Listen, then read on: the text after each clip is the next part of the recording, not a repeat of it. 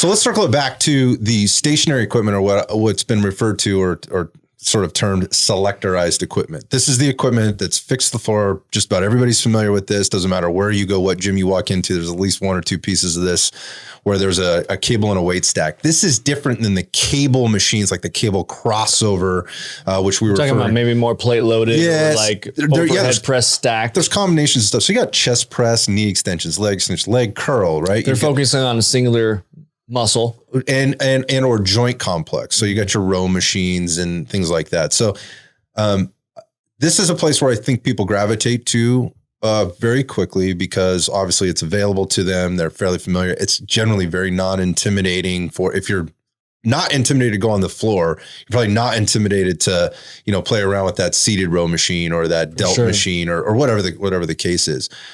What I want to talk about less is about all the different types of equipment that are out there, and a couple of key concepts that people want to be aware of when they're using these machines, or when they're helping their friends potentially use these machines. And so I'll kick it off and hand it over to you guys. The first thing is not all this equipment is not created for everybody. No, it's 100% not created for everybody. When I started in this business, it was awful. Like if you were basically, if you were less than like 5'3" or 4, don't even try. There just were not enough adjustments on there to go back to joint alignment, fiber alignment, and things to get you set up on that thing to get the benefits of that machine. In fact, it could be setting you up for not so great stuff. So that it still exists to some point, or at some point today, but it has gotten a lot better. But not all machines are created for everybody. So be aware of that. The second thing is not all machines are created equal. Some manufacturers have done a really good job of working with people that are in the field. They're not just engineers, right, that are looking to build a CAD program that then they can dump into a CNC machine or in a machine shop and mass produce this stuff. These are people that have actually studied biomechanics, studied human anatomy, hammer strength.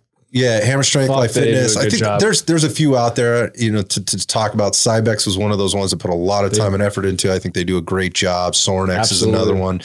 The point of this is not all of them are created equal in terms of the benefits that you can get from them based on what they're saying you're going to get from it. So think about that for a second. Now, the last thing I want to say is not every machine needs to be used for the use that the instruction card says it needs to be used for.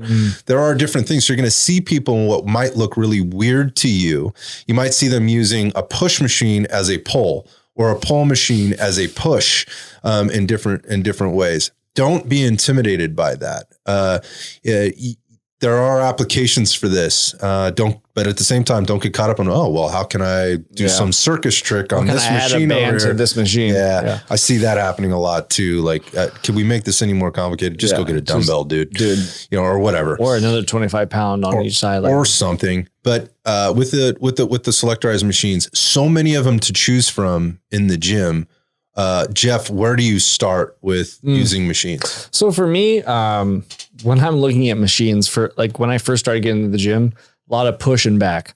For legs, for like a lot of people for a long time, I neglected them. And when I say neglected, I hit them maybe one time a week. But getting into legs, what I noticed is I would get into a squat. I would fatigue myself on a squat, and I still want to do my leg. Like my legs are a big muscle group, right? As everybody's. So I want to go in and I hit machines. So leg press. So what I found is recently I've not had access to a leg press. So I've been doing other things to try to compensate for it, barbell hack squat, other things like that. It does not equate. It's not the same. It's not the same. It doesn't equate. I notice a less lackluster on my quads, which I'm not trying to get on stage. So this isn't an aesthetic thing, but if I'm putting my time in to build muscle and I see that one exercise is less effective than the other in building a certain muscle group, I'm going to cut it and never do it again. And I'm going to do the one that gives me the biggest bang for my buck, maybe 7 sets of it. Right. Dude, the sets is arbitrary. It's more about what I'm activating and like, what am I trying to get out of it? What am I trying to get out of this exercise? Because if you're on a machine, it's less stabilization and more muscular breakdown, right? Like we're able to stabilize on these machines. Yeah. What you're saying is you can overload. Yes. So with that in mind, when you're on these machines, you're stabilizing everything nice and tight, and you're going through a full range of motion on these machines because you are allowed that extra stability to produce that extra force to gain and build muscle. Good point. Good point. So if you're on these machines, be attentive about it.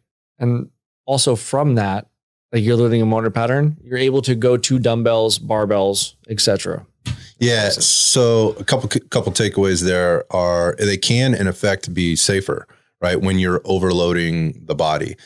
But the takeaway I'm getting, and you didn't say this directly, but I'm going to, and that is, don't think that you have to go through the machines to get a good result. I'm so glad you said that. Yeah, you don't have to do these things. They're there. They're kind of like additives. And I've heard you even refer to them as these are the things that I use on my recovery days. Exactly. Yeah, supplemental days. This shouldn't be the bulk of the work that you're doing. They shouldn't, because they take away from it. And when I look at, like you're talking about, at the gym, we don't have any machines here, right? You're not going to find a lot of machines at Red Dot Fitness. So when you come here and I'm going to look at joint instability, well, I'm going to stabilize that joint before I hit you on the barbell.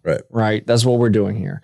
And however you want to do that as a practitioner, because there's multiple different ways to do it. I don't care how you do it, but you solidify that joint, you teach them how to pack it, how to load it, and then you add them to the barbell with no weight. And then because everything we do is coached here. We don't find a huge use for it taking up real estate to do what you just said, which is help people to understand how to create that stability around there. Cece, machines. I was listening to your conversation and I was thinking about the application of machines. And, I think it's a great place for somebody who's new to strength training because of the safe factor. They can really isolate and think about what it is that they're doing, if they're doing it with intent.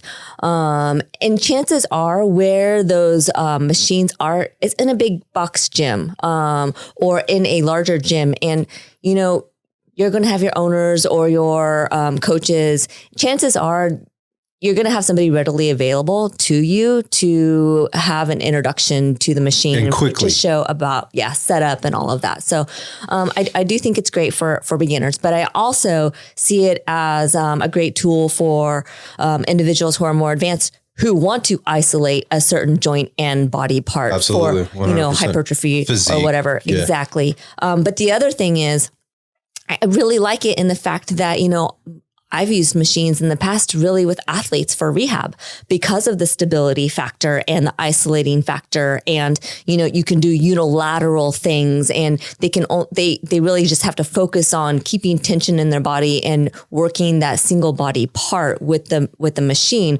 versus having to really worry about stability and what's happening with the other side and stuff like that. So, I think isolated machines are a great tool for, whatever the goal is of a certain individual, whether you're a beginner, whether you're somebody that's injured or whether you're more advanced.